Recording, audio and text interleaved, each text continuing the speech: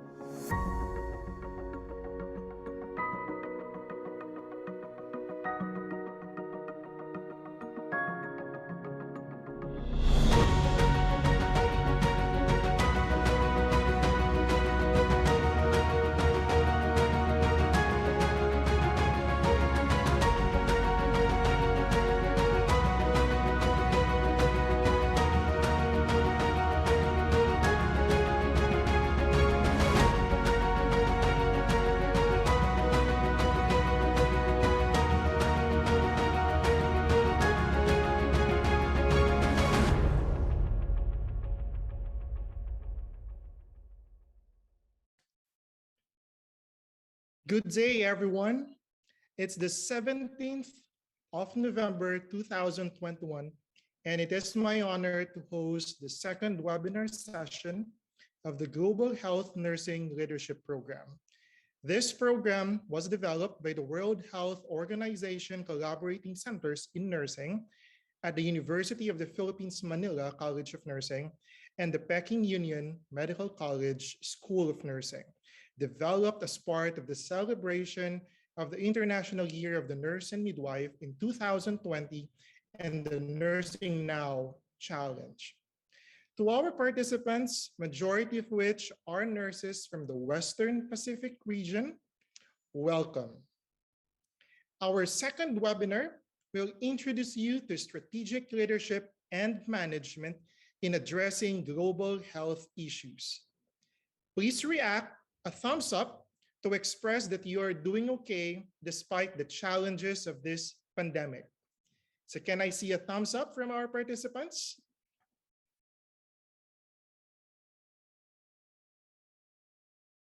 Thumbs up. Okay, there you go. So we can see thumbs up. All right. So I hope wherever you are in the Western Pacific region, you are doing okay. So I am Peter Abad, and I am a faculty and concurrently the college secretary of the University of the Philippines, Manila College of Nursing. And I will be your moderator for this afternoon's webinar.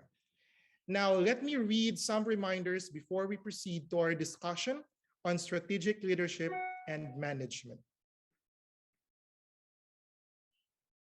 Please turn your microphones and videos off if it is not your turn to speak, as courtesy to our esteemed speakers.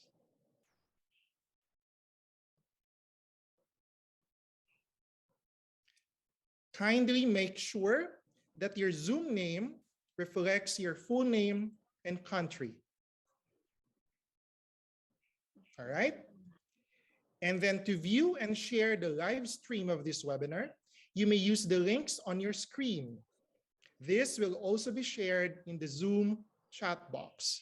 The recording will also be shared following the event through WeChat. All right. So to officially begin our webinar, please welcome the course coordinator, faculty, and core member of the University of the Philippines, Manila College of Nursing, WHO Collaborating Center for Leadership in Nursing Development, Dr. Jennifer Pagio. Dr. Pagio?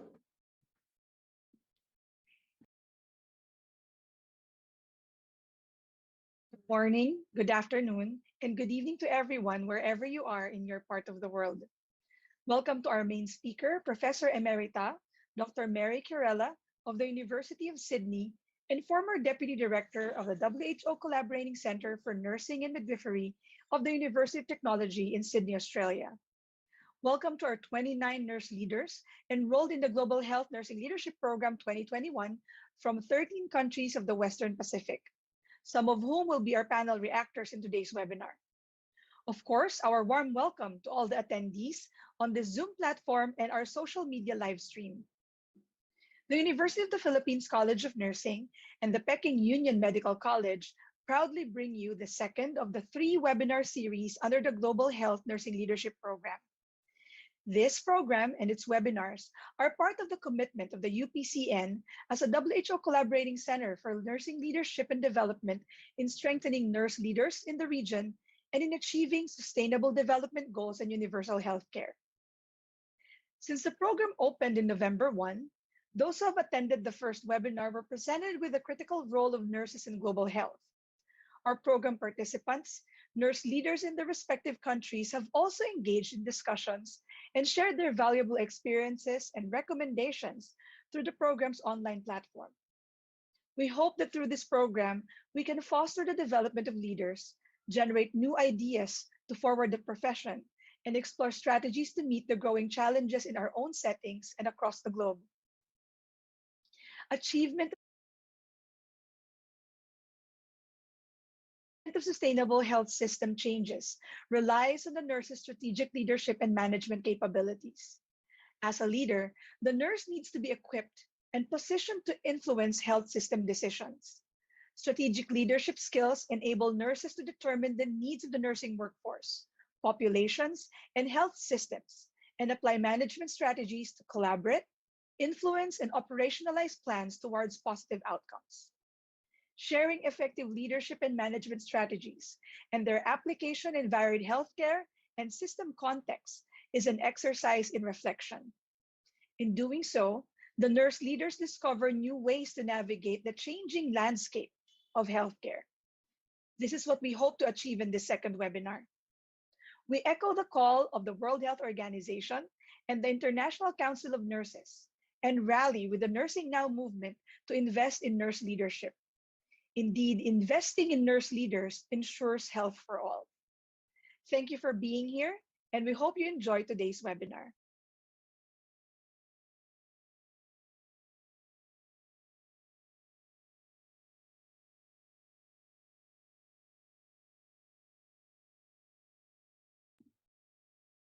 Thank you very much, Dr. Pagio, for your opening message.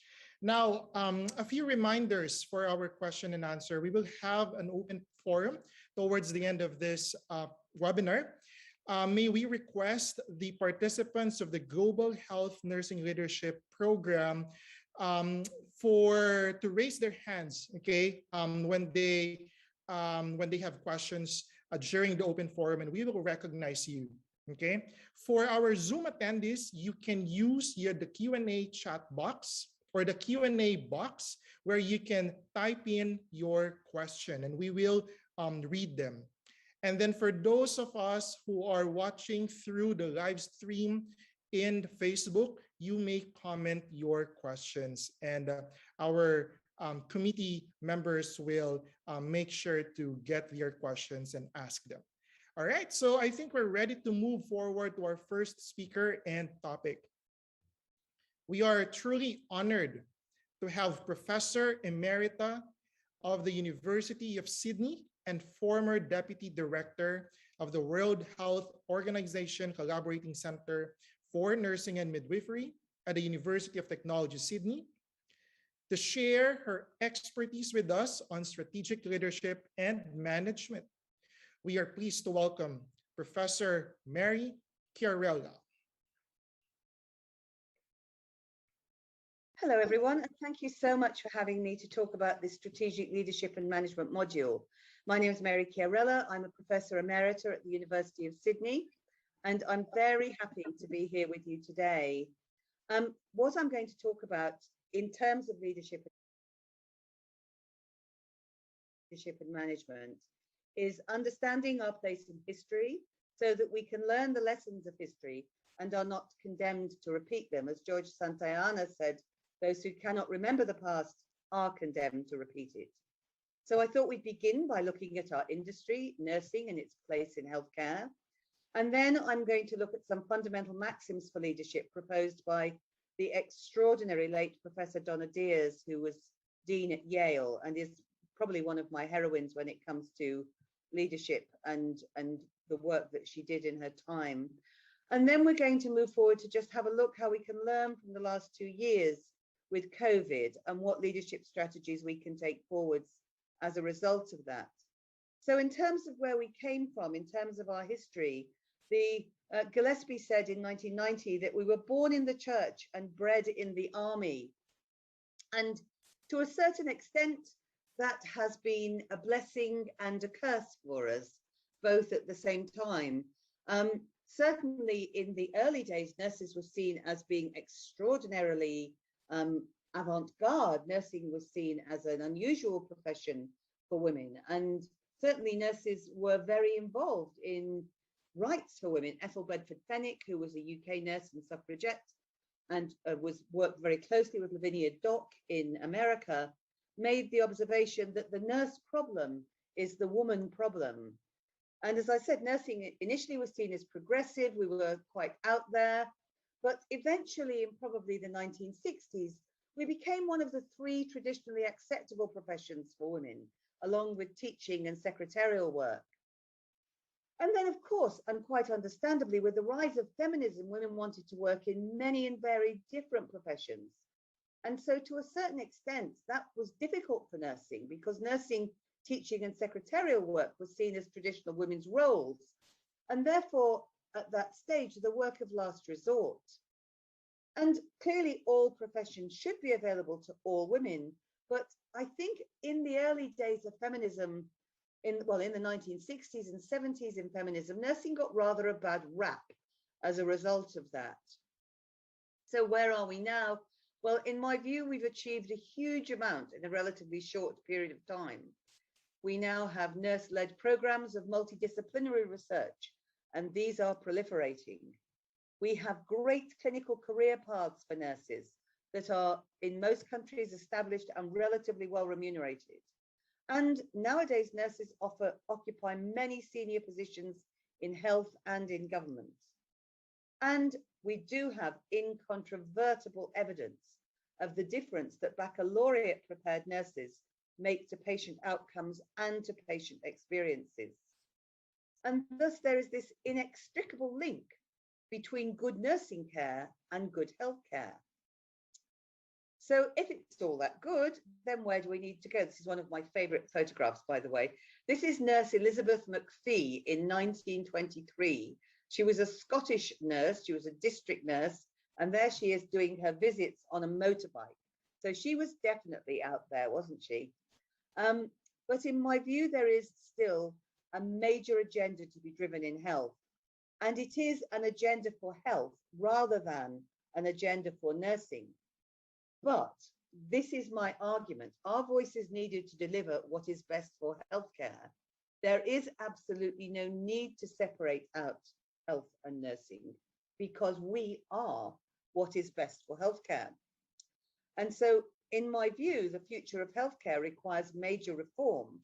And we have to work with the community to reduce hospital admissions and to support people to have the best possible quality of life. And that requires us, in my view, to think differently about what is needed for the future of health. So our voices need to inform a debate on healthcare reform. And this requires different and primary healthcare-based key performance indicators. It requires strong partnerships with our communities.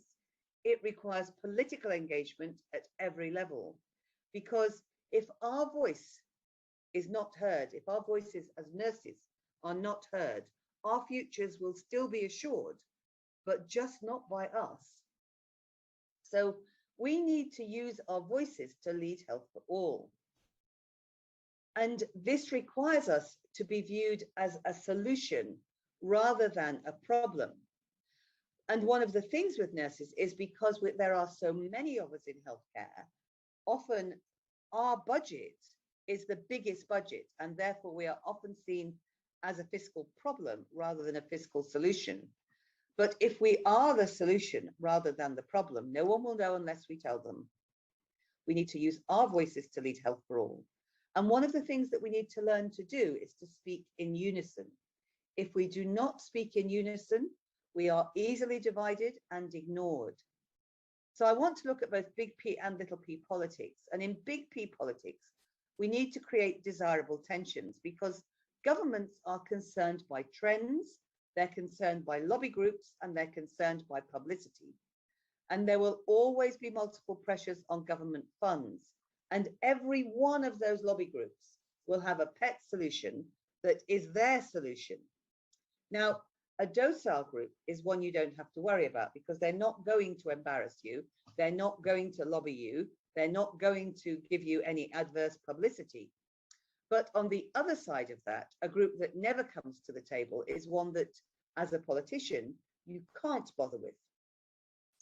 But individual advice from bureaucrats will only be followed if pressure is applied externally. So what we need to do is to create these desirable tensions. It is therefore necessary to create a level of strategic tension between lobby groups and government, but to have key bureaucrats appraised of and in agreement with the solutions you believe will make a difference. And lobby groups ideally should be coalitions of interested parties, such as nurses and consumers. But what is critical is that there is no risk of a government dividing us and therefore conquering. But our voices can only ensure our future if we make them heard. And I have said before that not being political is a profoundly political act. That was, by the way, writing on the need to take action on climate change in 1916. But one of the things that basically nurses often feel embarrassed about getting involved in politics. As leaders, we have to be involved in politics, whether it's small p or big P, we have to be involved. Because if we are silent, the ears of politicians and people of influence will still be filled. They will just not be filled with our voices. And leadership takes energy, and action requires diligence. But the alternative is that the world will change in ways that we don't like and we don't want. And there is a bit of a deja vu in this, because there have been restructures in health. They make bigger health services, they make smaller health services. They centralize control, this is governments, they decentralize control. They give nurses the big budgets, and then they take the big budgets away and give them little budgets. They put nurses as administrative leads for nurses, and then sometimes they put us as professional leads for nurses. What never changes is the need for nurses. So they cannot run a health service without us. So no matter how a health service is structured, the need for nurses to deliver healthcare never changes. The Director for Patient Safety, howsoever named, can't do safety and quality without an adequate workforce of registered nurses. The Chief Operating Officer can't run their clinical ops without nurses. The Chief Financial Officer won't have a budget to manage if he doesn't have a workforce to deliver the care. And nurses need leadership from nurses to set the tone of care, and to know that while they are on the front line, their leaders have their backs. And this is some work that's been done in Queensland on the 5 C's: confidence, capacity, collegial generosity, courage, and consumers at the heart of everything. And confidence and capacity. So confidence comes not from always being right, but from not fearing to be wrong. And confidence and capacity, in my views, are often two sides of the same coin, but not necessarily so. If there are any aspects of the role that you find challenging, it is important to obtain support and help to meet the challenges posed. Courage is not the absence of fear. It is an essential criterion for leadership. And our nurses, your nurses, my nurses, they need to feel safe because we are there and because we have integrity and will be authentic. Integrity is critical for leadership, and integrity requires courage. But being brave is often lonely in the actual moment. But my father used to tell me that minutes pass. And having a great support team for you to call on is vital. Having mentors who can advise you is critical. You don't have to be alone before and after, even if you are alone while you're being brave. Collegial generosity. Collegial means of or relating to or ruled by your colleagues, possessing adherence to that ethos, standard, and conduct that govern behavior among colleagues within a given organization or profession. Generosity means a readiness or liberality in giving, nobility of thought or behavior, magnanimity, and freedom from meanness or smallness of mind or character. Why does it matter? Because over 40 years of research on motivation in nursing show that we share a common value set, and therefore there is more that unites us as a profession than divides us. My own research into models of care demonstrated that innovation and teamwork only occurred when there was an ethos of collegial generosity, and because we can achieve so much more working together than fighting each other, and because, as I said before, governments will be more inclined to listen to voices speaking in unity. And because governments are able to ignore dissonant voices on the grounds that in favouring one, they may upset another. And so our research into collegial generosity, we looked at what worked and what didn't. And we found that clinical skills and measurement and audit skills were critical to be able to implement new programs. Good decisions are made on good data. But we were fascinated by the recurrent narrative of initially unsuccessful and later successful models. The themes kept being repeated across major teaching hospitals and small rural hospital sites. At either end of the dysfunctional spectrum was a story of accountability, either too much on the individual or too little on the team. What worked was a fine balance of mutual trust and respect, a recognition of the fact that everyone had responsibility, but that all were supported by each other. So on the one hand, we saw this ethos of collective, at one end of the spectrum, this ethos of collective non-responsibility, where basically in practice there was a zone of abrogation. At the other end of the dysfunctional spectrum, there was an ethos of individual accountability, a practice zone of isolation or alienation. Where we found that there were successful responses to challenge was that where there was a practice zone of mutual trust and collaboration, and this ethos, as I said to you before, of collegial generosity. And this, I think, is the critical thing, that everyone has to step up to the challenge. It can't be done by one person, and it can't actually say, well, we think everyone else is going to do it. Okay, let's move on now, having just done this background to the history of what we need to do as a profession and where we need to be as a profession. Let us move on to the late, great Donna Deer's 10 axioms for potential leaders. Here she is, the wonderful Donna Deers. And these are her 10 axioms. I'll go through each of them in detail, in more detail. The universe, she says, is not random nor arbitrary. Money makes the world go around. Effective gossiping is a secret leadership strategy. If you're going to have the responsibility, you must take the authority too. Or if you don't have the authority, don't take the responsibility. Power and influence are a lot of hard work. Paranoia gives one as clear and true a vision of the world as politics or religion. One who sticks one's head above the crowd will sometimes be a target. Vision doesn't necessarily make a leader, but a leader without vision isn't. Leadership in nursing cannot be confined to nursing issues. I've already discussed that with you. And all weakness corrupts and impotence corrupts absolutely. We will look at each of these axioms in turn now.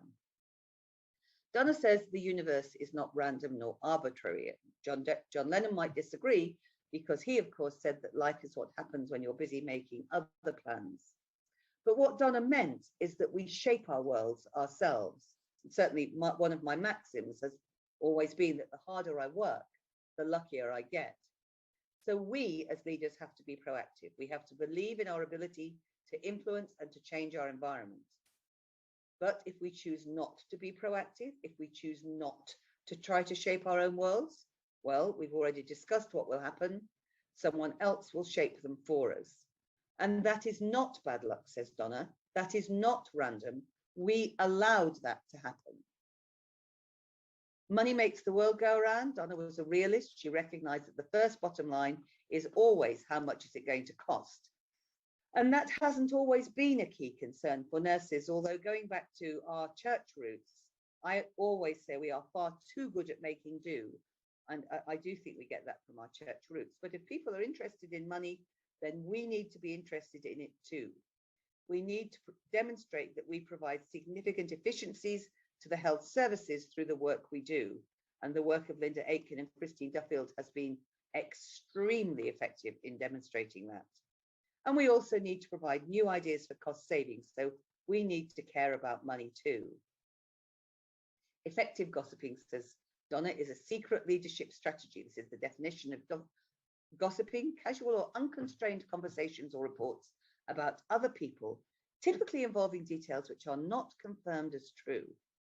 But let's be honest, everybody gossips. So you might as well do it effectively. Choose the people you want to gossip with. Decide whether what you say will get carried where you want it to go. Be sure that what you say, probably even in confidence, is likely to be repeated. Select carefully, therefore, what you want to say and be accurate and clear. And remember that your words may come back to haunt you, so choose them carefully too. Next, if you're going to have the responsibility, take the authority too, or if you don't have the authority, don't take the responsibility. So this requires you to consider carefully how that devolution of decision making we looked at before in the collegial generosity is to occur. Who can you discuss with? Who can you negotiate with? The devolution is not and cannot be a one-way street. If you are to be given responsibility, you need support and guidance. If you are to be given responsibility, it cannot be undermined, and you need to take a strong line on what you know, but be open to what you don't. Power and influence are a lot of hard work. So you have to recognize that you are not the only person who wants their own way. You are not the only person who thinks they know the solutions to problems of healthcare, but you are a person who has access to a whole load of data that can inform both the problems and the solutions in healthcare. So use data to make your decisions. Don't give up. Wait for the window and have your argument ready. Talk to people who are influential and manage up. Paranoia, says Donna, gives one as clear and true a vision of the world as politics or religion. Paranoia is dangerous. It makes us believe we are the only ones who are being picked upon, if indeed we are being picked upon at all. It makes us feel sorry for ourselves. Like religion and politics, sadly, it is rarely evidence-based. We have to recognize we are a profession, whether we are a profession or a religion. If we are a profession, we base our arguments on evidence, not dogma, not rant. Donna used to say, we think of ourselves as being oppressed, and we are not. But if we swan around crying for me, then people will feel sorry for us, perhaps, but they won't admire us. One who sticks one head above the crowd, says Donna, will sometimes be a target, sure. And that's tough, so you have to get over it. That's leadership. Vision doesn't necessarily make a leader, but a leader without vision isn't, and this is so critical. Donna herself says you must have a cause. You must know why you are arguing and what you are arguing for. You have to know what your long goal is, and you have to be politically mature to do that, and you have to be a policy entrepreneur. And I suggest that you have a look at the work of John Kingdon on policy entrepreneurship. Leadership in nursing cannot be confined to nursing issues. This is also critical, and we've discussed this before. Nobody is interested in nursing except nurses, and we should be. We should be interested in nursing. But the people that we want to talk to when we are managing up are not usually nurses, so they won't be interested in us talking about nursing. Everybody is interested in healthcare, and that's what we do. We coordinate and deliver healthcare. So while we talk to each other about nursing, importantly so, we talk about healthcare to everybody else. But what we can do is talk about the bits of nursing that people really worry about: skill, compassion, communication. Then we link those back to nursing when they have their attention. And finally, she said, all weakness corrupts and impotence corrupts absolutely. So we have to be strong. We have to be determined. We are entitled to be scared, but that doesn't mean we have to be weak. We cannot be weak. If people know you are weak, then your staff will feel unsafe, and your managers will, if they are so inclined, know that they can bully you. So scared is different than weak. So what leadership messages can we take forward from COVID-19? And my organizing concept for this is that form follows function. And two of many lessons, I believe, as leaders that we can take from COVID. The first is that safety is a personal responsibility. And the second, that I think is a really interesting question, is whether health professionals are the front line or the last line in infection prevention and control. I want to just briefly look at social contract versus rugged individualism as well. So let's have a look at form follows function. This is a really old concept. It simply means that the function of an object or an organization, the design itself shouldn't interfere with the function or the aim of the organization. If form is to follow function for us, to decide what form our workforce needs to take, we have to determine the functions that healthcare needs to perform. If we apply that concept, for example, to regulation, the forms of improvement, questions regulation needs to support, and the functions of healthcare delivery. So what new functions for healthcare can we imagine post-COVID? So we know, for example, that we have new ways of integrating healthcare. After COVID, ask yourself, do people want to be cared for mostly in hospitals or mostly out of them?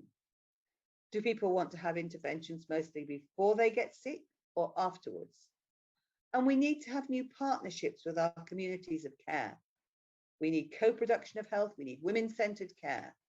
Does the public want to decide how their healthcare ought to be delivered? Do people want to be partners in the design of their healthcare? So what new functions for healthcare can we then imagine? We also have new ways of defining our healthcare workforce. Ought our family and friends to be recognised as the real healthcare workforce and healthcare professionals as the auxiliary workforce? And we need to think of new ways in regulating our healthcare workforce so that we can deal with surge capacity and public safety. We've introduced nursing sub-registers, but that means that we need to think about things like recency of practice and CPD. And one of the things that I think is really interesting is whether we should actually think of infection control as mandatory CPD for all health professionals into the future. So what have we learned from the last 10 years, and in particular from 2021 and 2021? We know, for example, that fewer people want and indeed need to come to hospital or visit their GP. In the past 2 years, we know that that's been exacerbated as a result both of COVID-19 and the changes put in place to manage it. We know that fewer people want to go into nursing homes and hospices and would prefer to be cared for at home and indeed to die at home. And we also know that more people will have chronic disease both due to long COVID and also due to delays in seeking treatment.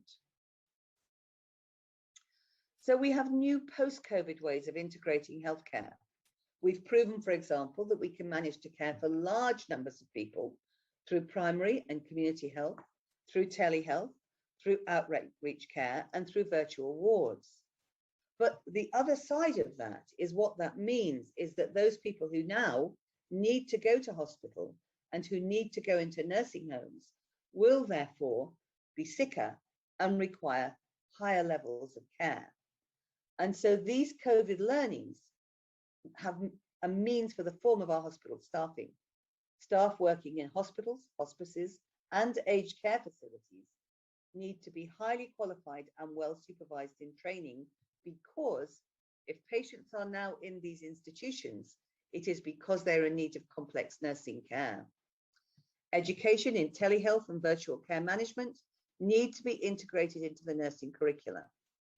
Casual pools need to be introduced, probably for all health workforce categories, to address future staffing shortages and surge capacity.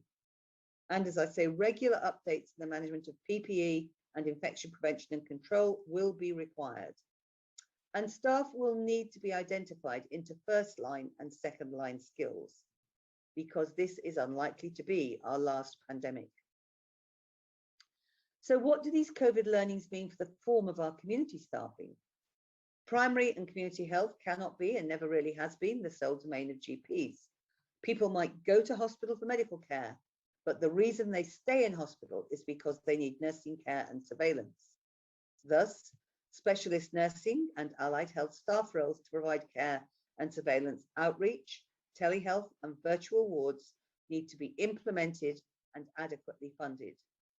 And there need to be more skilled nursing and allied health staff working in primary and community health centres, as well as GP practices. And what do these COVID learnings mean for the form of our community staffing? We need nurse practitioners who are already working in underserved areas. They need better access to consistent funding sources to serve their communities. This is some work that I did way back for WHO in 2009, looking at telehealth care. And basically what we looked at then, we looked at nurse-led models of community healthcare, and we found co-production, the provision of services through regular long-term relationships between professionalized service providers in any sectors and service users or other members of the community, where all parties make substantial resource contributions.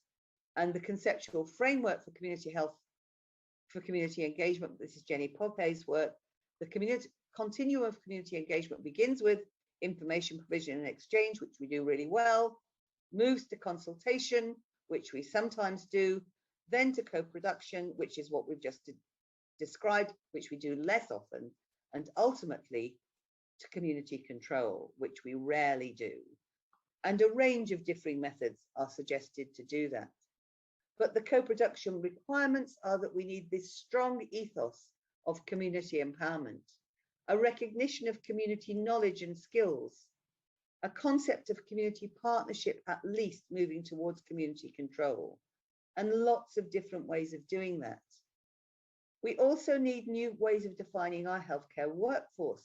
And one of the things that I think we have seen during COVID is that family and friends were quite often recognized as the real healthcare workforce, and we healthcare professionals were seen as the auxiliary healthcare workforce. For example, during COVID outbreaks, we are totally dependent on our community to keep us safe, both as part of our society, but also as health professionals. If the community do not comply with the requirements that we have for public health requirements, we as health professionals are overrun if they're not responsible. So what we've learned is that health is both a personal and professional responsibility. Things like social distancing, infection prevention, isolation and quarantine, and mask wearing have become everyone's role. So from a personal responsibility, infection prevention and control always was everyone's responsibility, but this is now so evident. The public health measures outlined above are our first line of defense. We health professions are not the front line in the fight against COVID. We are the last line of defense. So it is critical that our messaging as health professionals to the community are clear and unambiguous, and that our behaviors in infection prevention and control are exemplary. The World Health Organization has talked about infection prevention and control since SARS, but most SARS unaffected countries still employed the language of infection control rather than infection prevention. And hand washing audits usually showed that there were often deficiencies in hand washing. Cleaners usually did best, followed by nurses, but with doctors often bringing up the rear.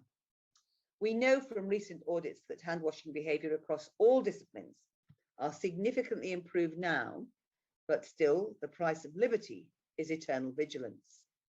In terms of the social contract, the central assertion that social contract theory approaches is that law and public orders, such as public health measures, are not natural, they are human creations. And the social contract and the political order created are simply the means towards an end. The benefits of the individuals involved, in other words, us as communities, and legitimate only to the extent that they fulfill their part of the agreement. How Australians have responded in the main to the pandemic, and indeed many other countries in the world, is illustrative of the concept of the social contract. There is little space for rugged individualism in public health prevention measures. So I'm going to leave that there. And I know that we're now going to move on to our Q&A section.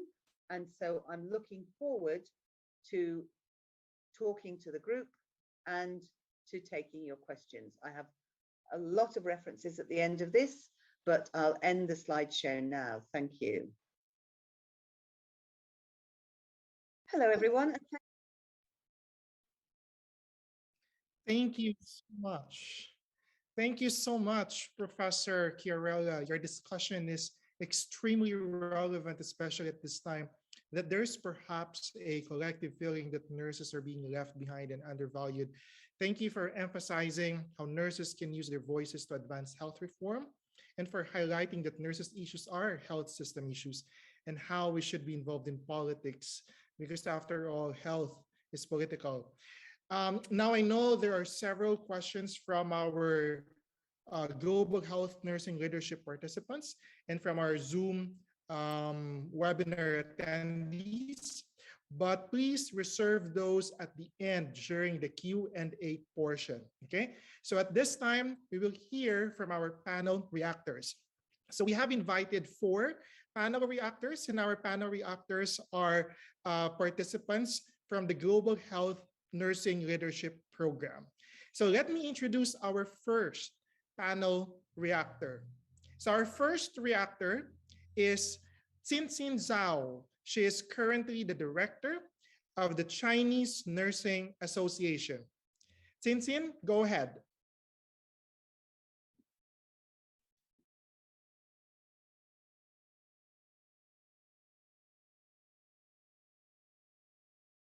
Distinguished Professor Mary, dear colleagues and friends, good afternoon. Qingqing Zhao from the International Department, Chinese Nursing Association. Thank you for Professor Mary's excellent presentation. She gave us a really insightful lecture from four parts. One is understanding our place in history so that we learn the lessons of history and are not condemned to repeat them. Second is about nursing and its place in healthcare, and also fundamental maxims for leadership proposed by Professor Donna Deers, and what we can learn from the last 2 years COVID-19 pandemic, and what leadership strategies we can take forwards. And each part take me into a new reflection. As Professor mentioned, nursing profession have achieved so much in not more than 200 years. Nurse lead programs of multidisciplinary research are increasing. Clinical career paths for nurses are established and relatively well remunerated. Nursing profession also gained great achievements in China in the past decades. The nursing workforce has grown rapidly. There were 4.7 million nurses in Chinese mainland by the end of 2020. Nursing education has improved constantly. We have established a nursing education system from college degree to doctoral degree. The scope of nursing practice expands greatly, and nursing research continues to increase in breadth and depth. 2020 was designated as the International Year of the Nurse and Midwifery by WHO. The celebrations of the International Year of Nurses and Midwives were overshadowed by the COVID-19 pandemic, which thrust the nurses into the spotlight in unexpected ways. Nurses make a central contribution to national and global targets related to a range of health priorities, including universal health coverage, mental health, and non-communicable diseases, emergency preparedness and response. However, prior to the COVID pandemic, WHO estimated that 6 million more nurses will be needed by 2030 for nursing to fully contribute to the SDGs. However, ICN estimates that the COVID effect has increased this shortage to 30 million.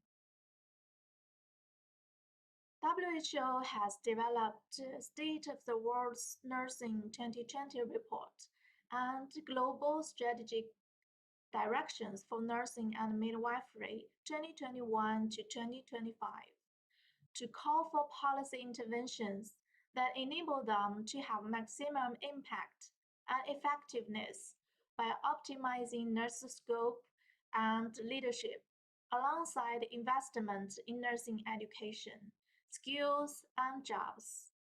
Like Professor Mary said in her presentation, our voice is needed to deliver what is best for healthcare. There is absolutely no need to separate out the nursing and healthcare. In my opinion, we need to take full advantage of these resources published and led by WHO to analyze the situation of our nursing in our country, our region, or our organization use these evidences and data to persuade the leaders and stakeholders to increase investment in nursing and healthcare. The nurses all over the world need to unite in one voice and to let our voices to be heard to lead health for all. As of 14th November 2021, there were total 32 new local confirmed cases in 5 provinces in China daily. The pandemic in our country has been contained well. As of 28th September 2021, over 70% of people have been vaccinated in Chinese mainland. People's social and economic activities are nearly back to normal. The most emergency and suffer period of the pandemic in China was in February 2020 in Wuhan, a city in Hubei province. Wuhan surged in confirmed cases while facing with a severe shortage of medical health workers and medical equipment. The government urgently mobilized healthcare teams and PPEs from all over the country to assist Hubei province. More than 40,000 healthcare professionals went to the front line. Among them, nurses accounting for nearly 70% of the medical teams. Nurses even volunteered to go to Hubei during the Chinese New Year holidays, which effectively relieved the pressure and the nursing shortages in Wuhan that time. In response to the COVID-19 pandemic, nurses always participated in establishing new isolated wards, found some hospitals, opened new intensive care units, and also opening testing departments. Because nurses have extensive experiences in leadership and management in a variety of healthcare systems. The nursing team plays a leading role in managing infected patients, from mild to critical ill patients. The more critically ill the patient was, the closer nurses cooperated with doctors in saving their lives. Nurses protected all medical team members by leading the provision of rigorous infection control training and making sure infection control policies were strictly adhered to. Senior nurses were the main trainers, and the staff in every infection bathroom to ensure PPE was properly worn. Nurses also developed specific rules to prevent healthcare workers from spreading the infection to the communities. Nurses play an essential role in organizing and implementing testing in large populations. Nurses also play leading and management role in COVID-19 vaccination.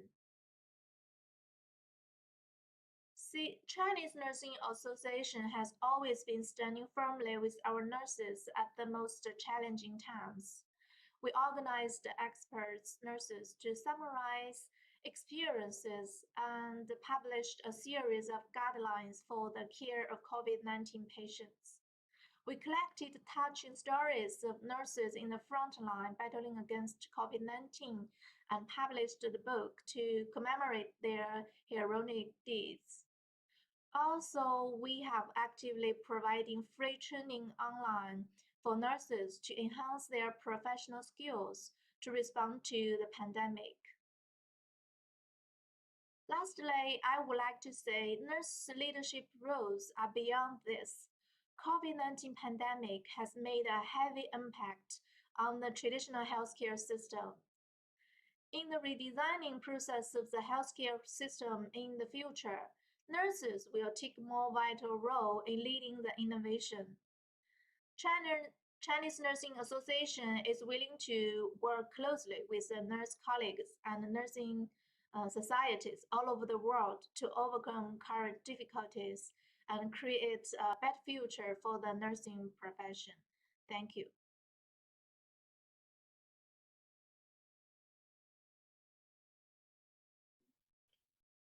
Thank you very much, Tintin.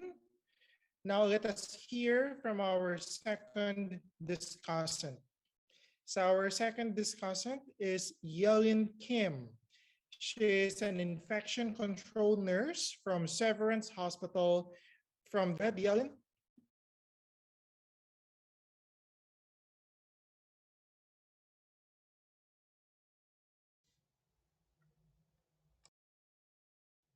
Hello, nurse leaders. It is very glad to discuss with you all here, and thank you for give this great opportunity to participate in this program.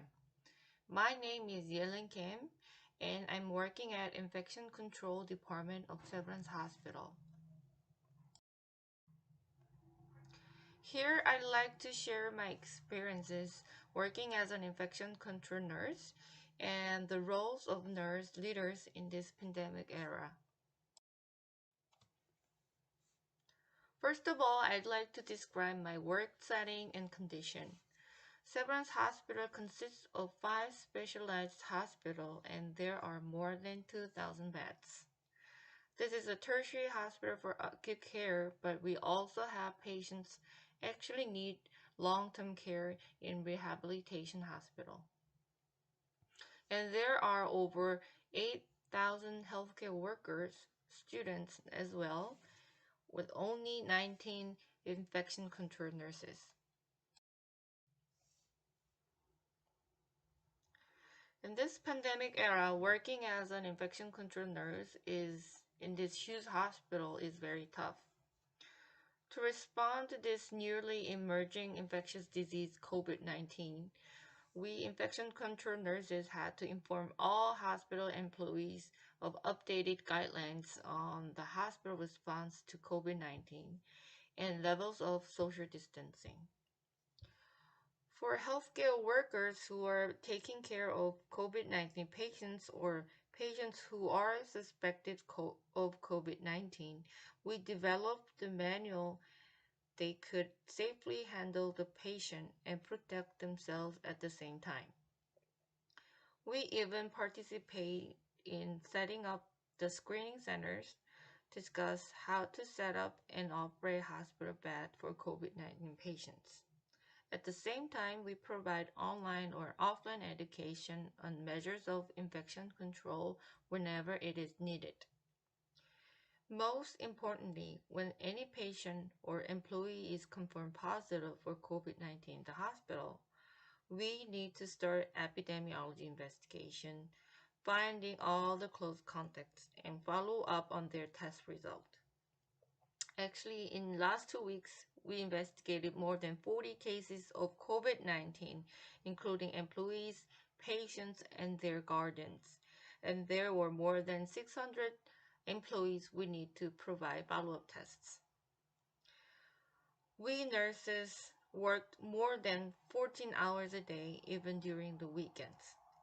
Infection control nurses are not directly taking care of patients, but we need to take care of the whole hospital so that any outbreak does not occur within the hospital.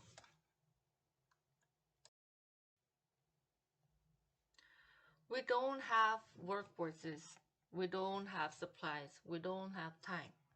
So what we've done is that we discuss on developing a program with other departments so that we could save our staff and time spent on contact tracing. Also, we designed COVID-19 dashboard of Severance Hospital so that we could manage the data and plan staff, hospital beds, supplies, and etc. spent on caring for COVID-19 patients. These all ideas came from nurses who know practical ways to improve their own work environment better than anyone else. What I learned from these experiences is that nurses and their leaders are very important and valuable not only for patient care, but also for the operation of whole hospital response system to COVID-19. Then what the leaders could do for our exhausted nurses? The leaders must make sure the nurses have high self-esteem on their position in the clinical field. provide emotional support, and always pay attention to their voice. Improve work environment, especially quantity and quality of nurse staffs, and give them incentives. Regular meeting or conference is needed to make way to communicate with the nurses and discuss with them. Plan for education and training in advance so that they could be prepared. Lastly, differentiated policy and legislation for nurse profession must be settled to protect their rights.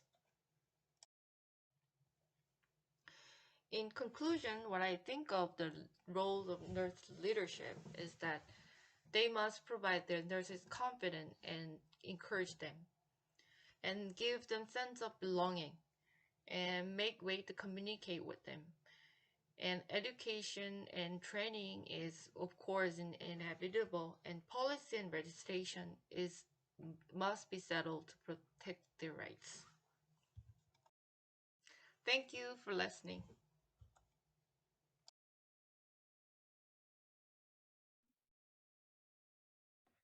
Thank you so much, Yalin. Now let's welcome our third discussant. Our third discussant is Mika Kato. She is a midwife and head nurse manager at St. Luke's International University Graduate School of Nursing. Mika, go ahead.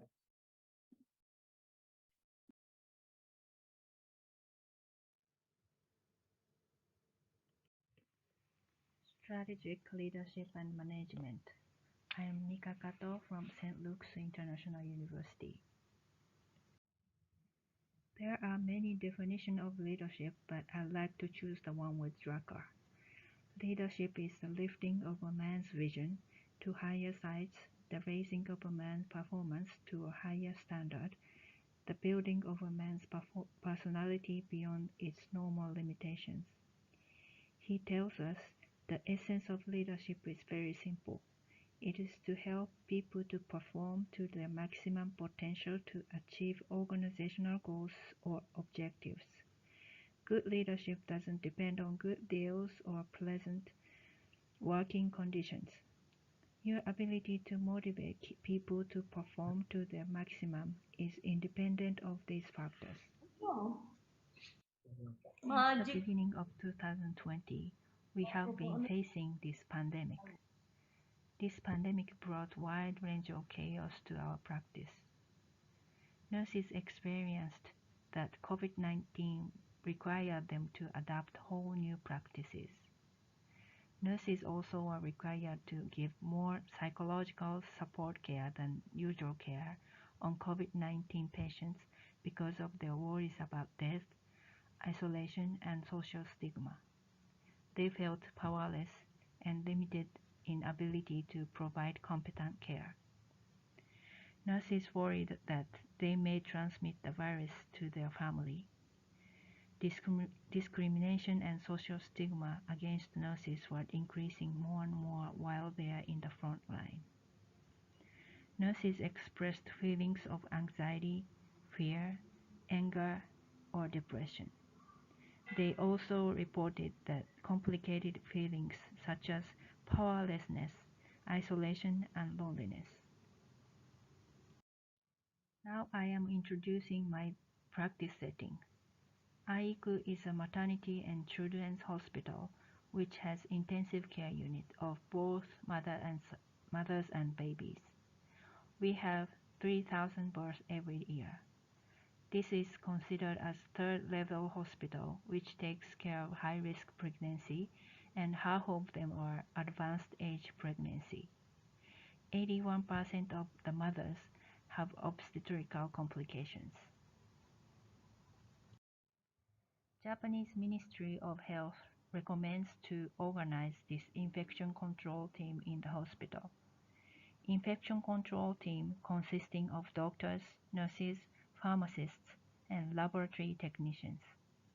The members are specialized knowledge and skills regarding infectious disease with demonstrating their high abilities in strengthening infection control. ICT works systematically and works on infection control in the hospital. The Japanese government provides national medical fee schedule for this systematic organizational activity. Infection control team includes an infection control nurse. An infection control nurse is a registered nurse who implements best practices for halting the spread of viruses and bacteria and delivers top care to patients who have contracted infectious disease. In this profession, it is critical to have strong attention to detail, the ability to work well under pressure, and excellent communication skills. I want to share our experiences of COVID-19 pandemic. The infection control nurse had a great leadership while it's pandemic, and she still do. First, I would like to explain what we did for our staff while this pandemic. We tried to provide accurate information and sharing information to all the hospital staff. We implemented the staff training, publishing newsletters to provide more information time to time. To prevent the confirmed cases of COVID-19, we settled this action guideline to tell behavior discipline. Secondly, I would like to explain how we supported for our patients while the pandemic. We provided accurate information. Also, we decided to postpone the childbirth preparation class, such as parenting class, switch to online classes. Family visiting restrictions, and cancellation of husband attendance to the operating room at the time of cesarean section. Extending the interval between pregnant women's health checkups, and also regulation for family visiting and attendance for the outpatient visit. We had to be creative to make patients safe from COVID-19, also our staff. Many arrangements of hospital settings following infection control of COVID-19.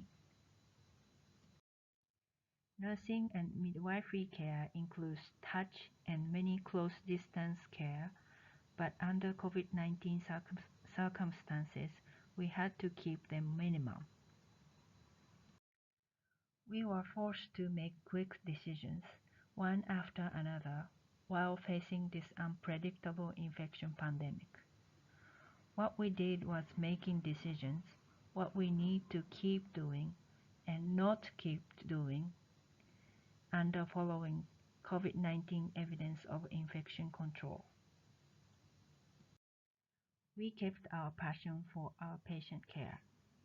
We devised ways to prevent the family from being separated and created ideas to keep them loving their children.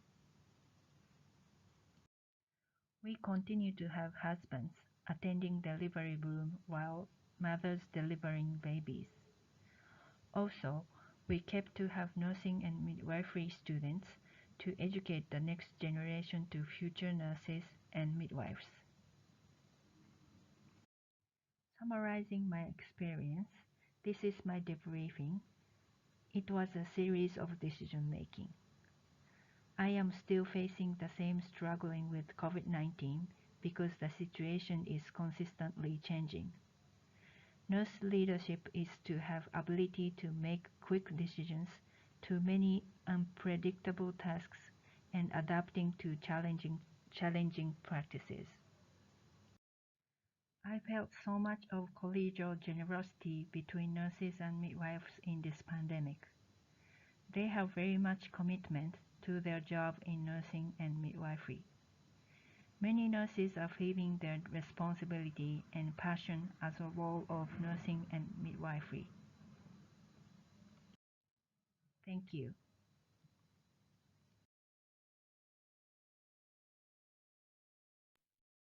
Thank you so much, Mika.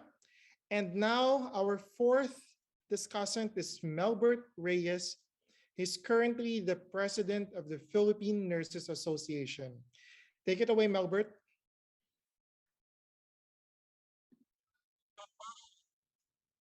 Thank you, Professor Emerita Mary Chiarelia, for that excellent and very informative discussion. It is an honor to give reaction to your amazing presentation entitled Strategic Leadership and Management. You are indeed right when you said that it is important to understand our place in history so that we learn the lessons from it and are not condemned to repeat them. Just like what Albert Einstein said, that we cannot solve our problems with the same thinking we used when we created them. He means that a new type of thinking is essential of a mankind to survive and move towards a higher level.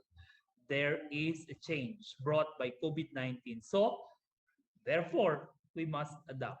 We have to look back and evaluate and review the past, contemplate and examine the present, anticipate what lies ahead. Our way of dealing with challenges with the past might be irrelevant today and in the future. Let's look forward and plan for the future. Indeed, the future of healthcare requires major reforms. Nurses play a vital and critical role in these reforms as the catalyst for change. Nursing is at the core of enabling health systems across the entire world to achieve high quality, accessible, and affordable healthcare. Just like what Florence Nightingale said. Nurses are at the frontliners in ensuring access and equity to healthcare. COVID-19 has forced us to think, to envision how we can create better healthcare systems that can deliver on helping individuals and communities attain their highest attainable standard of health while supporting the improvement of all areas of society. Nurses should be the change leader that the future needs. Someone that enables change, an empowered nurse that can inspire people to think or act differently. People trust nurses. The community trusts nurses. Thus, in terms of health, people will believe in what nurses says. That's why we can use our voice, nurses' voice, towards educating the public on what the future of healthcare would look like. We will be the voice that will connect the health of people and the advancement of healthcare. We care for people because we are the care specialists. Nurses must be actively involved and engaged in creating a healthy community, and as a member of the profession with the broadest understanding of the individual and their health needs, nurses are vital to the effort to address the various aspects of enabling health and building healthier communities. Nurses are truly vital in achieving universal health care.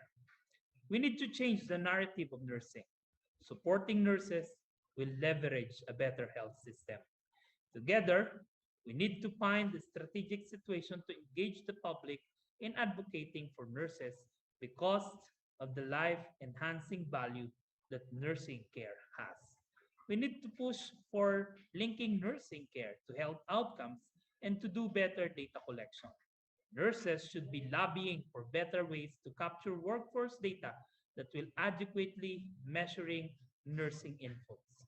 As a nursing community, we can reflect on the adequacy of existing models of care to capture nursing for the next century. Further, support being given to nurses in protecting their rights and advancing their welfare should be prioritized. Philippine Nurses Association, as an accredited professional organization, played a critical role in highlighting these issues, advocating for change with policymakers and health system leaders. In addition to advocacy role and representing the nursing profession, PNA will always be instrumental in supporting nurses with professional practice standards, personal and professional development, opportunities for networking and collaboration, emotional and psychological support, and many other essential functions.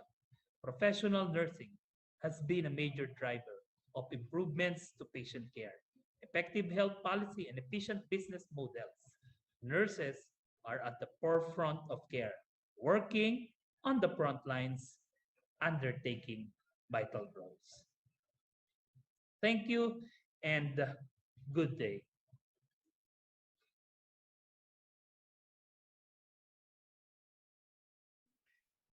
Thank you very much to our four panel discussants. So they have emphasized and definitely complemented on the certain components of the talk of Professor Chiarelli earlier. For example, Xin from China, she emphasized about the role of the organization, the Chinese Nursing Association, in the response in the pandemic. Yelin from Korea, for example, she emphasized on leaders in the front lines. Mika from Japan, she emphasized on how nurses and the society in general have adapted to the pandemic. And Melbert from the Philippines, he emphasized on nurses as catalysts of change and how nurses have critical roles in societal reforms.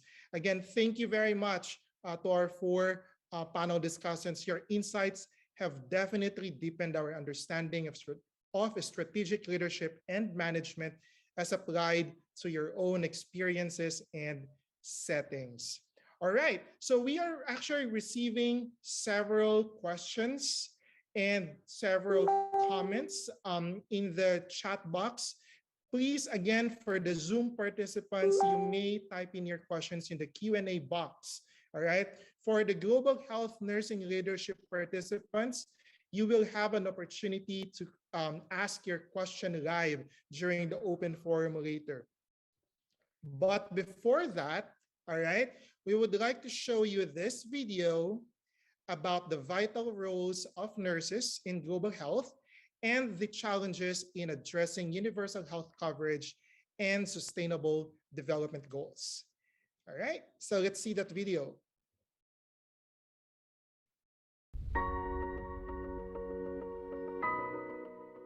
Nurses are healthcare professionals who will be with you from womb to tomb. They provide holistic care to individuals of all ages, families, groups and communities, sick or well, in all settings. Nurses, being involved in the broad spectrum of healthcare that caters to individuals, families, and groups, are in the position that makes a difference to direct and improve people's health in different settings.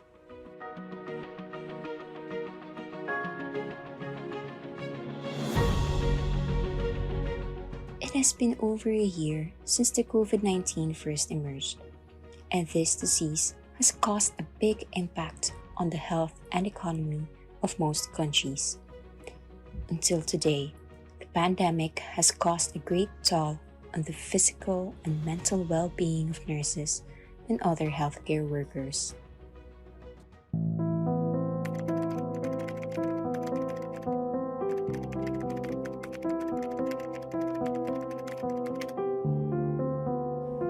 ICN reports that the phenomenon is complex and intertwined with various issues, including persistently high workloads, increased patient dependency and mortality, occupational burnout, inadequate personal protective equipment, the fear of spreading the virus to families and relatives, an increase in violence and discrimination against nurses, COVID-19 denial and the propagation of misinformation, and a lack of social and mental health support.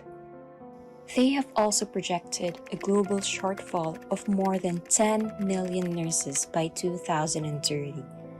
That does not take into account the continued and growing effects of the pandemic. The Strategic Directions for Nursing and Midwifery 2021 to 2025 comprises 4 policy focus areas to improve the nursing profession: education, jobs, leadership, and service delivery. Each focus area has a strategic direction, articulating a goal for the 5-year period. Enactment of the policy priorities can support advancement along the 4 strategic directions. Each area has between 2 and 4 policy priorities, which, if enacted and sustained, could help a country advance along the strategic direction. There is a projected shortfall of 18 million health workers by 2030, primarily in low and middle income countries. And the World Health Organization estimates that nurses and midwives represent 50% of this projected shortage. WHO has even identified 13 urgent health challenges for the next decade, and investing in nurses will strengthen health systems worldwide. The investment in the power of a nurse leader will impact a large sum of the total global health workforce. That is why nurses should be educated and trained to conduct relevant research and to translate research findings into practice to promote best practices and improve health outcomes. Nurses are also called to become leaders and raise their voices in the policy-making table. They need to be leaders in their own profession and in the multidisciplinary team. Nurses need to be involved in policy development. They must be active rather than passive to shape the present and future of the nursing profession and to influence and lead policy. It is important to highlight the responsibility of policymakers in governments, health facilities, and health organizations to support and strengthen the nursing workforce, which is the backbone of the health systems.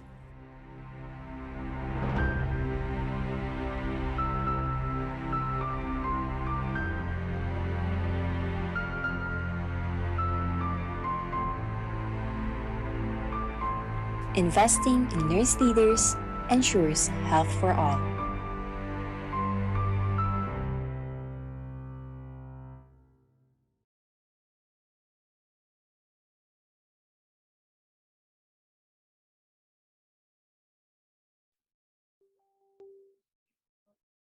All right, thank you so much. At this time, we would like to recognize Professor Mary Chiarella, who is joining us live. Hello, Professor Mary. And she will be available later to answer our questions during the open forum. But at this time, may we request all our panelists, Zoom webinar panelists, to keep your microphones on mute, but please turn on your cameras for a quick photo opportunity with Professor Chiarella. All right. So please turn on your cameras. All right. How about the others? I'm still waiting for some others to please turn on your cameras. Okay. So I'll be taking the photo. I have two panels, so please just smile. Okay, so wait. 1, 2, 3, smile. Okay, next panel. 1, 2, 3, smile. Okay, we're good. Thank you. all right. Thank you so much.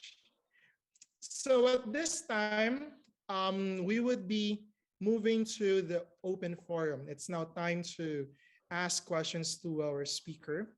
And again, if you're a panelist of this program, the Global Health Nursing Leadership participants, if you may actually raise your hand, your virtual hand, and I will recognize you.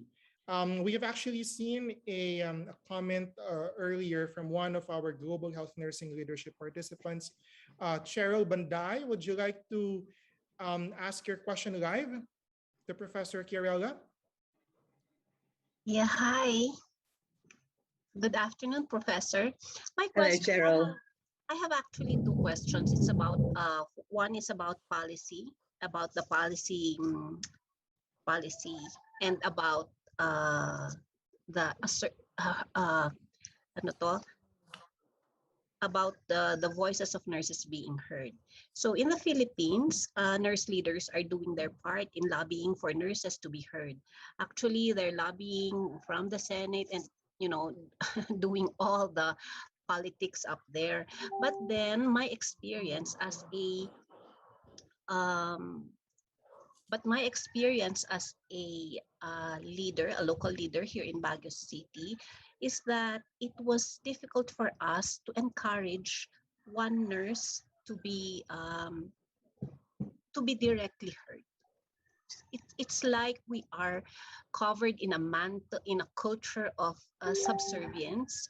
That it was it's it we There was one time that we encouraged them to join us in a rally to increase their pay.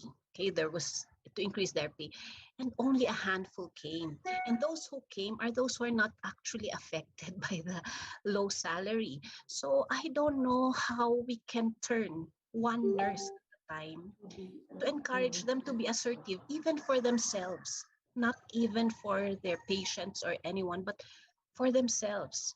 So it's kind of frustrating sometimes because we go to the streets and I look at our company and there are no staff nurses who are really low paid among the members of those who are, you know, joining the rally.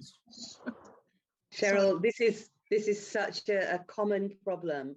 When I did my PhD, I quoted a chap called Kim Walker, who said that as nurses, Cheryl, we suffer from the tyranny of niceness, that we're actually too nice. But I think part of the difficulty is that this notion of being born in the church and bred in the army, I think it almost makes us prepared to make do, as I said in my talk. But I do think that we are much fiercer about advocating for our patients than we are about advocating for ourselves. And so part of the thing that I think we need to do is we need to develop coalitions. So you might have a consumer group in the Philippines who are your consumer health forum or something like that, or even special interest groups are really helpful. So you might have a group of consumers who are concerned, let's say, about people with diabetes or people who've had strokes, those sorts of consumer groups. What I find is that if we can align ourselves with groups of our patients, consumers, we are more prepared to speak out. Because I think one of the things about us is that the reason people like us is because we're kind. And so, if we start getting antsy, it's hard for people to know how to deal with that. So I think that militancy is not necessarily the same as advocacy. And I think that we can advocate without being militant.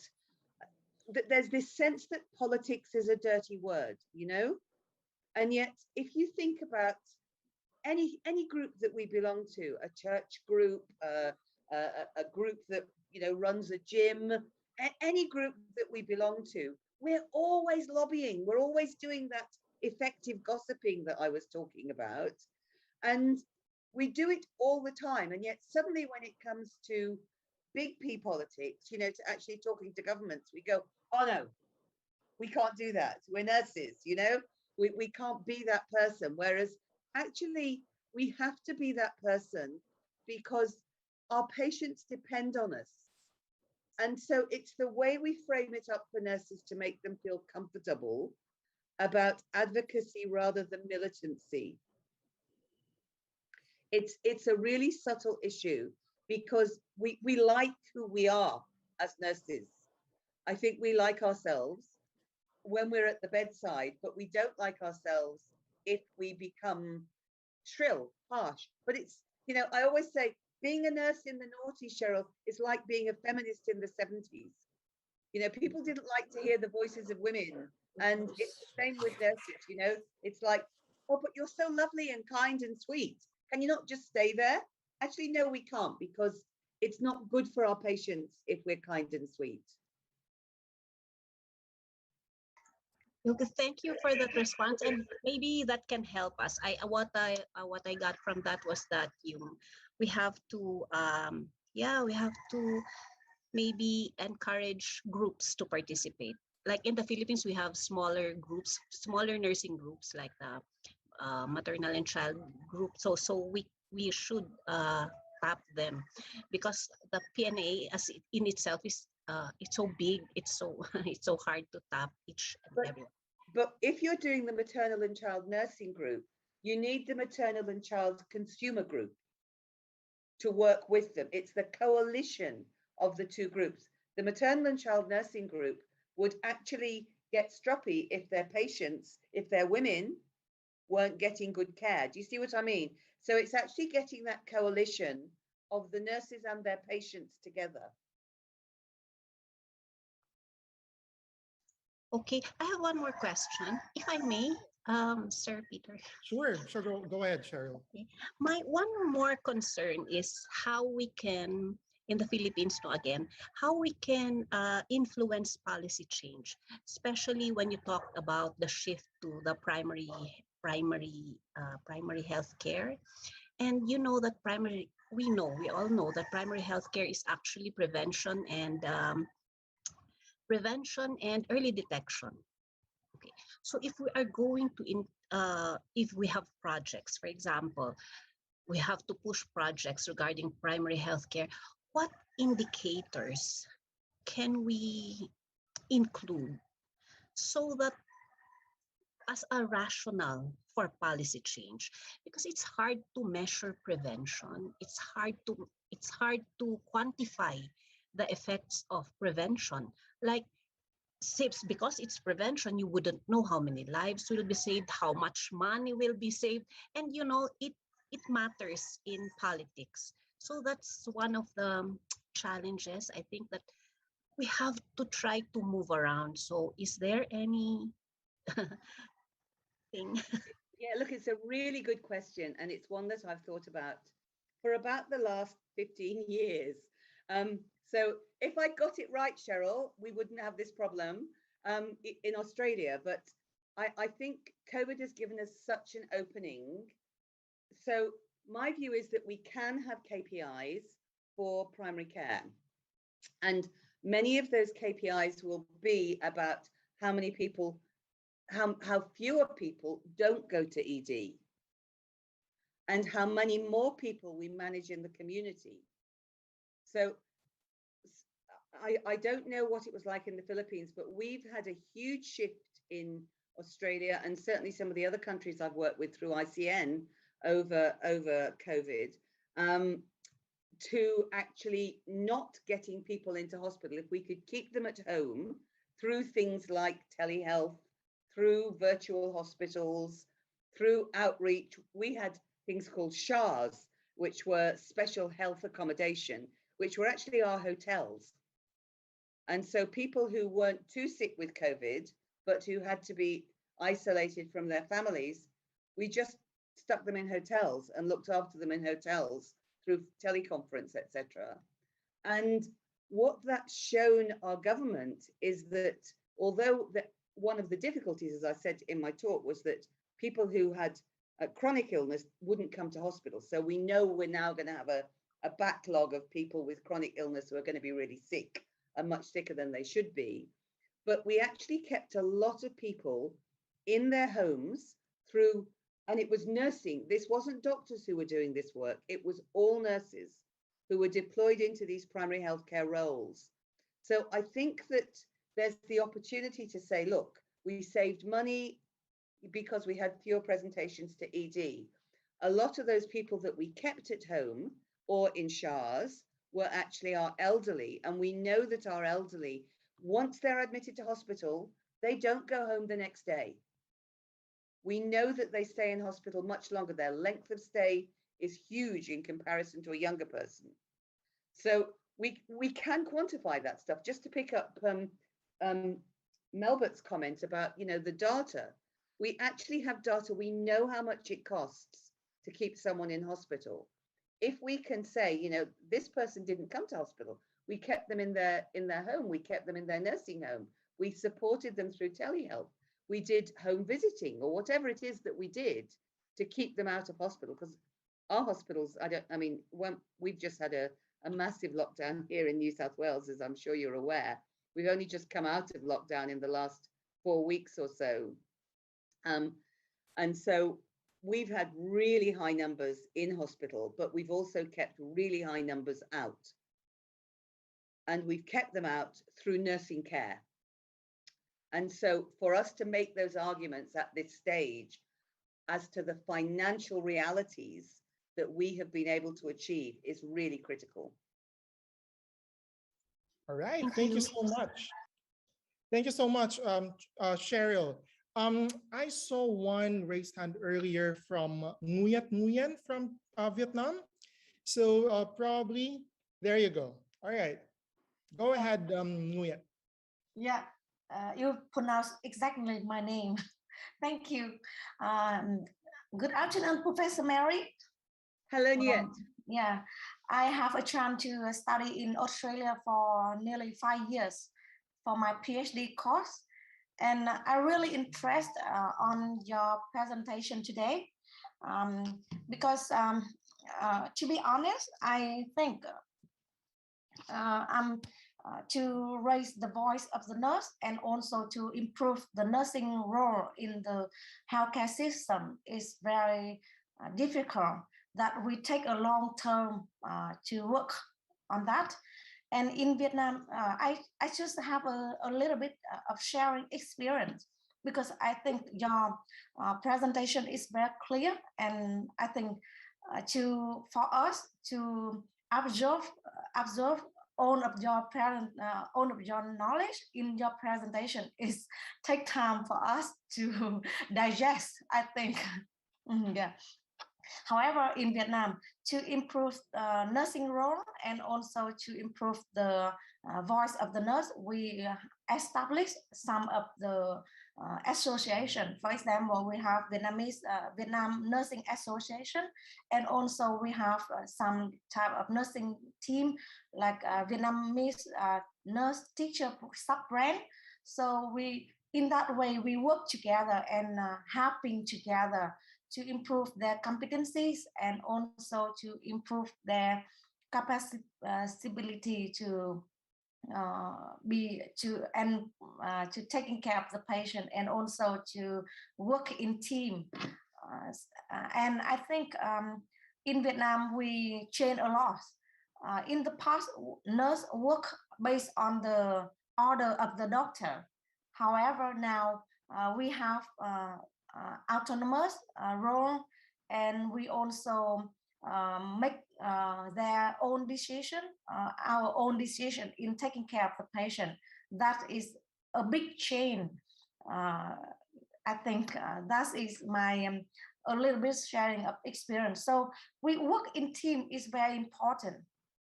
We not work independently. We have to work in team, and nurse have to be in team, and also need to have the leader of the team have to be have a good vision and also have a good mission for the team. That's very important. Thank you very much. Thank you so much, Nguyat. Look, one of the things that I think is really critical is this notion of the unity that you're describing, because I think that the minute that we fall out with each other as nurses, it gives governments a chance to go, oh, well, look, you know, this group have said this and this group have said this, so I can't choose between one or the other, so I'll ignore you all. And so I think that notion to actually be united in the arguments in the arguments that you put to a government is really critical. And I think that we have to and you may have, you know, 5 different groups of nurses, just going back to the specialist issue, who have 5 different issues. But what you have to sort out are the things that you can agree on, and you lobby for those. And one of the things that I say is that you need to find politicians that you can make friends with. What I find is that, and obviously I'm a woman, so what I find is that the women politicians are often the ones that I get on with best. And they like nurses. Almost everybody likes us. That's the easy bit. But what they can't think is that we're a pushover. They need to like us and need us, not like us and feel sorry for us. And so one of the things that I do is when there's an issue that comes up, I have a sort of a small hand-picked group of politicians, both at state and federal level, that I've got to know. And so I send them information. I go, you might like to know about this. You know, we've been doing this, or internationally, this has been happening. And they like that sort of thing. You know, if it's a health solution, it doesn't have to even be a nursing solution. If it's just something you know about. I was actually thinking when you were talking yet that basically, and also before Cheryl, you know, I don't think we need to worry about your articulateness. You know, we've got really good articulate leaders here in this group who are making really strong arguments. So it's just a matter of making those arguments around the place.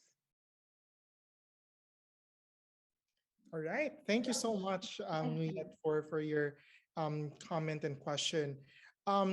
Your topic, Professor Kirella, is very much, relatable to a lot of people, especially in the audience. I'm seeing several comments about advocacy, political advocacy. There's a question posed here. Is it common to have a curriculum on political advocacy in the undergraduate curriculum? So my view is that it's probably not an issue for the undergraduate curriculum. I think that the more important issues are actually teaching them how to speak publicly and teaching them how to do presentations, those sorts of things. Because my view is that the personal is political. So if we educate our nurses to believe that they actually have a right to speak in public, that they have a right to air their views, that they're not going to get in trouble for doing that, that actually that's how they make the world a safer place and they make the world a better place for their patients. I don't think it has to be a separate issue. So I always say about medical school, I'm absolutely certain that medical school does not have a course on political advocacy.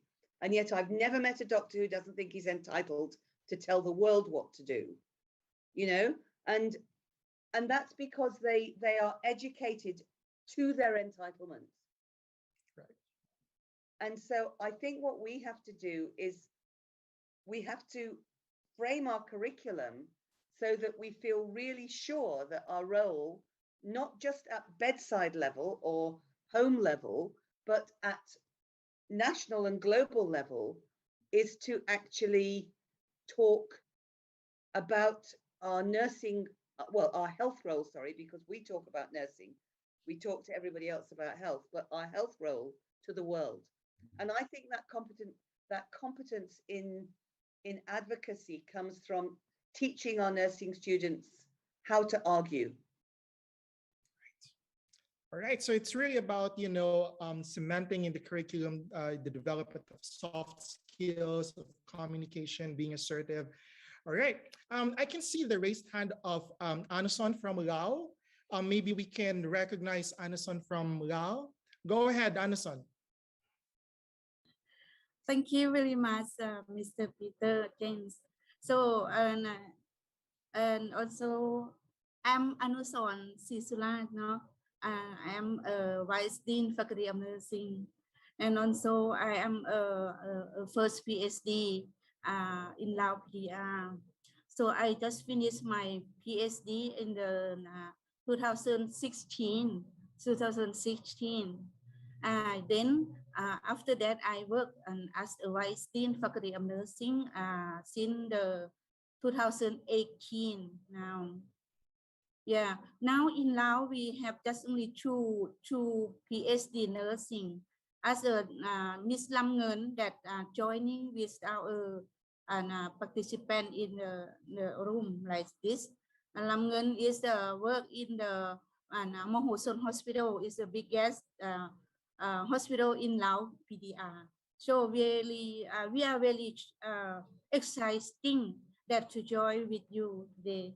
According to your presentation, it's really useful for us. It's really clear for us that how to go on to developing the nursing professional according to the global health nursing and strategy of nursing in the world like this. No, as my experience, so according to your to your presentations, make me that and understand how to be encourage our nurse to be a strong leader, strong or strong competency for the leadership uh, to lead the nurse not only in the country in ASEAN and around the world, because according to the health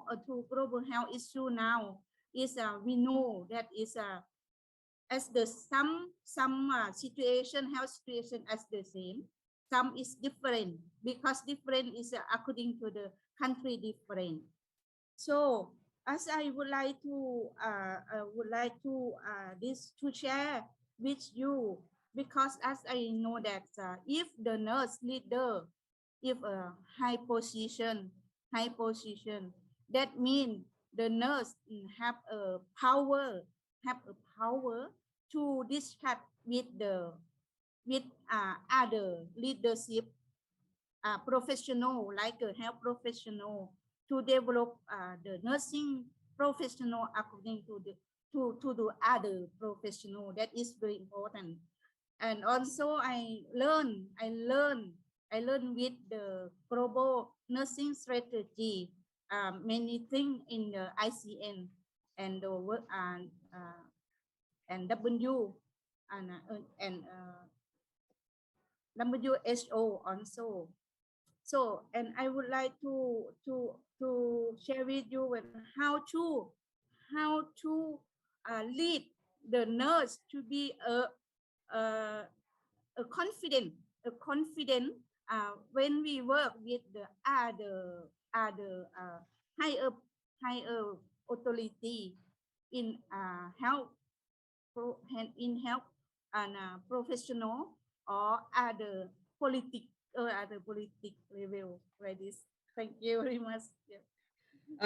Thank you, Anna Soon. That's so lovely. Look, I think that we don't. So I think that our confidence comes from being nurses, right? So I think that the way we lead is by being nurses. So I think that what we're really good at is we are brave. When we're at the bedside, we are brave. We go to people who have the most terrible wounds and we look them in the eye and we say, we can do this together. We can manage this, right? So I don't believe we have to behave like doctors. I don't believe we have to behave like lawyers. I think we have to lead like nurses. And that means that we lead with compassion and we lead with heart and we lead with kindness, but we are strong. We're strong at the bedside all the time. And so my view is that what we mustn't fall into the trap of is being like other people. I think we have to have the sense of entitlement, understand? So, I think we have to believe we have the right to be at the table because we blooming well do, because they can't do without us. But when we get to that table, we are really clear about who we are and proud of who we are. And we don't start behaving like, scrapping politicians or anybody like that, And I mean, I live this, so I'm not telling you something that I don't live. This is my life. I'm the deputy chair of a board over here, a health board, and even last night, they were wanting to set up a special committee for women doctors. And I said, look, I really support your special committee for women doctors. I'm just pointing out that you haven't got a special committee for women nurses. You know, and so, and I was like, the chap who's the board chair is lovely. He's a lovely man, but I could see that he was a bit flawed by that. And so I was very, you know, I said, look, I can see that this is, you know, I don't want to disagree with you, but I just want you to know that what I'm talking about is just as important. And so it's about us being, and I think that if we are those sorts of people, then our nurses who are on the front, you know, who are the workers, will feel safe. They know that we have their backs, and they know that we are kind and decent and good. And that's really important because that's who we are, you know, and yes, you can be powerful and good and decent and kind. Not many people are, but we can be. And that will make us stand out in a crowd, but it will also mean that our nursing staff on the front line feel safe because they know we have our backs, we have their backs. Thank you. Thank you so much, Professor Kirella and Anusan, for that. In your discussion, Professor Kirella, you mentioned about the mentors, right? May we ask, what should we look for in mentors, and what do we need to develop to be good mentors? Look, I mean, I'm mentoring two very senior people at the moment. One is a nurse and one is a doctor, interestingly, but both in very senior roles. My view is that what we should look for in mentors is someone that, it's a bit like a marriage, I think, being a mentor to someone. I really do. I don't think anybody can be a mentor to anyone, because I think you need people that, you know, you actually relate to and again, feel safe with. I come back to safety all the time, but I think it's really important that we feel safe. So I think you need a mentor that will challenge you, will stretch you, but also that you feel really secure, that they won't hurt you, that they won't belittle you, that they won't demoralize you. And that's a really, you know, it's a delicate balance, because you want someone who's going to say, yeah, okay, you did that, but what about trying this? But you don't want to feel bad because you didn't try that. So I think there's a real safety issue, and I think having a mentor that you feel, and I always say, I mean, it's a bit like, I'm sure many of you on the line have got PhDs, and it's a bit like being a PhD student and a PhD supervisor. I think that's like a marriage too. You know, there are some people that I've had to say, I am not the right person to be your supervisor. Not because there's anything wrong with you, but because the way I supervise isn't going to work for you. And so I think there's that sort of thing. As a mentor, so interestingly, I'm meeting a new mentee tomorrow. And so I've just sent her a load of questions. And I've said, tomorrow, we will actually only have a really short meeting because we kind of haven't, you know, we haven't met before. She heard me speak and asked for me to be her mentor, but I've not met her. So I've said, look, we'll have a short meeting tomorrow. What we'll decide is how often you want to meet, what sorts of goals you've got, what sorts of things you want from me. Do you want me to, because I like my mentees to keep a reflective journal. And if she doesn't want to do that, then I'm not the right person to mentor her, you know, so we've got to negotiate that tomorrow. But if she does, then I'll say, do you want to work out of your reflective journal? Or because sometimes, you know, people I work with they'll take maybe an incident that occurred and say, this meeting, I want to talk to you about this that happened to me while I was, you know, on the wards, in the office, whatever. Some people come and they will say, no, I don't want to talk about a particular incident, but I want to talk about my reflections on that incident and what I think, you know? So my view is that you need to negotiate what that person wants from you as well. Does all that make sense, Peter? Yes, definitely, Professor Kirella. And I'm sure those here who are in a mentor-mentee relationship can definitely relate to what you mentioned, and those who are newer in the profession and looking for mentors, then definitely the recommendations that Professor Kirella mentioned are extremely helpful. There's another question here, Professor Kirella. Do you Please have call me any Mary. advice? Please call me Mary, Mary. Mary, sorry about that. So there's another question here. Do you have any advice on how we can bridge and unite nurses to ensure that competent nurses are placed in key positions and supported to speak for and with nurses at heart? What a great question. Who asked it? Can I ask? Well, it's actually from our committee. Jennifer actually asked it. I think it's also from one of our global participants. Yeah. It's such a good question. So my view is that our understanding of our need to be united is really critical. And one of the things that I say all the time is that we have to, in order to be united, we need to go back to our roots. And we need to understand what it is that matters to us all. And once we think about what it's like to be with our patients, what it's like to care, then I think we have a theme that unites us. We all understand why we nurse and what nursing gives us and how we feel when we do it. And so I think that that's where you start. And it's just, but we are a huge profession. We're not a little boutique profession. We are a very, very broad church, you know? And so, whereas, I mean, if you were to look at it in terms of 100, if there are 100 nurses, there are probably 20 doctors, 10 physios. Do you know what I mean? So there's just such a huge number of us that we can't all agree on everything. But the important thing is that we don't show disagreement with our peers and the people who are in positions of power who are nurses. So we need to work with them.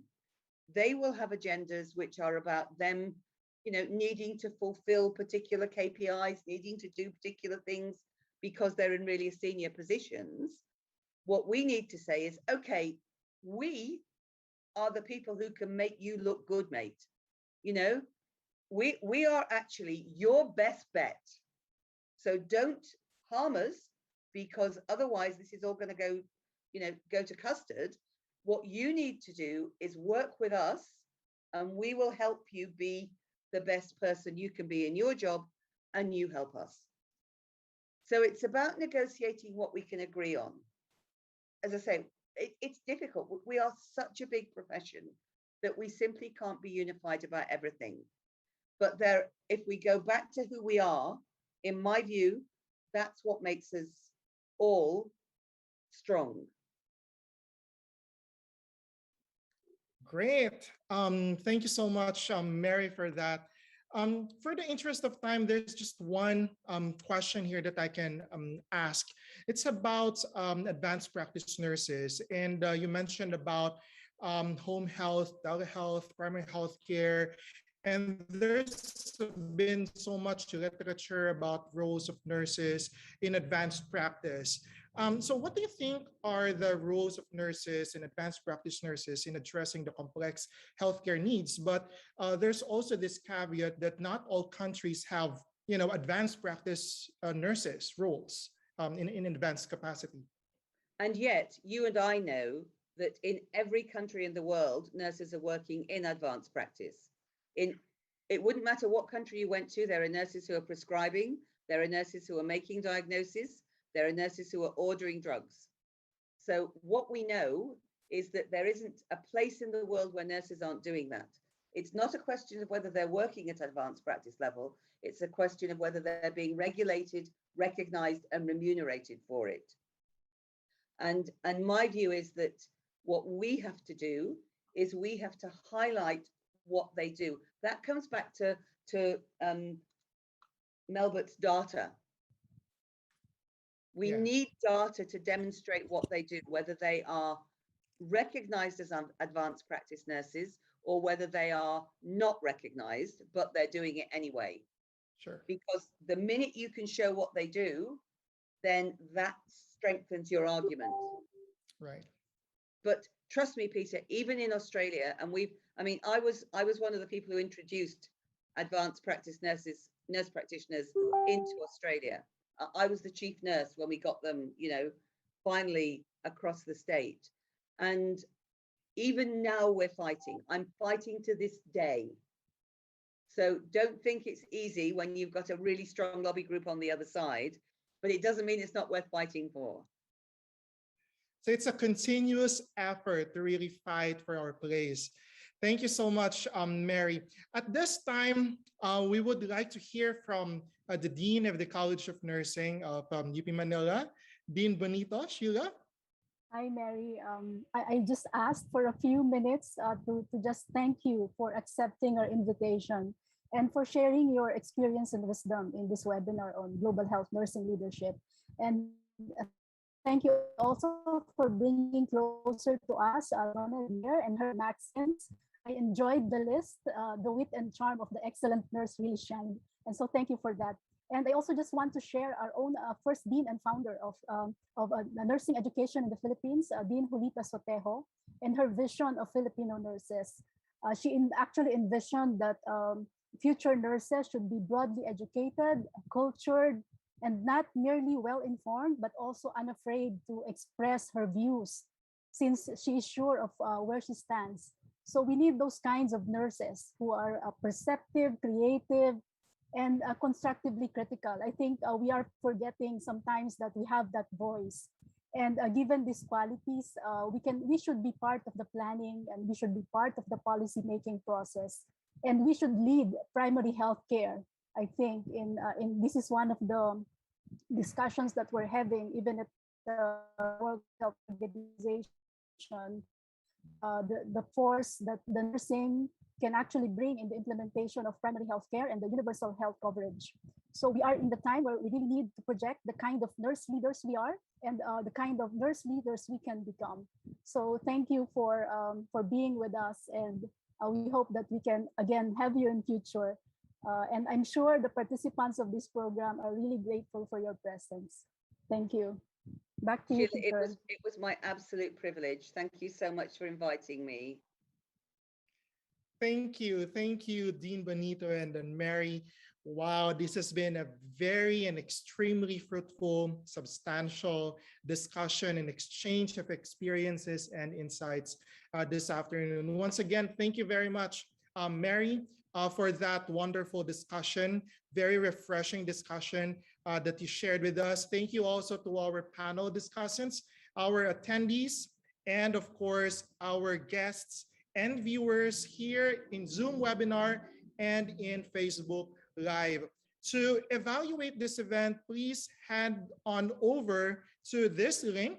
You can see there the link, or you can scan this QR code on your screens. You would need to sign in your email accounts to answer the form. So this has been the Global Health Nursing Leadership program. This program aims to bring together nurse leaders from the academe, hospitals, and community who hold key positions to prepare them for the challenges and opportunities for nurses in the implementation of primary health care, universal health coverage, and the commitments towards the Sustainable Development Goals. And so, aligned with that, we hope to see each and every one of you again on our third webinar on the 30th of November, 2021. The topic for this third webinar will be on policy and advocacy, featuring Dr. Gauden Galia and Director Michelle Ramsey. So as we end, we'd like to acknowledge our speakers once again for their contributions. Many thanks to our esteemed guest, Professor Mary Chiarella, and to our select course participants who represented their countries today. Xin Zhao from China, Yelin Kim from Korea, Mika Kato from Japan, and Melbert Reyes from the Philippines. Thank you to our attendees as well for the productive discussion this afternoon. Thank you to our webinar participants and social media viewers. See you again on November 30th. So we can now stop the streaming. Thank you so much. All right. And for the participants of the Global Health Nursing Leadership Program, please stay a while for some reminders from the course coordinators. For those who are joining us in the Zoom webinar, thank you once again, and we hope to see you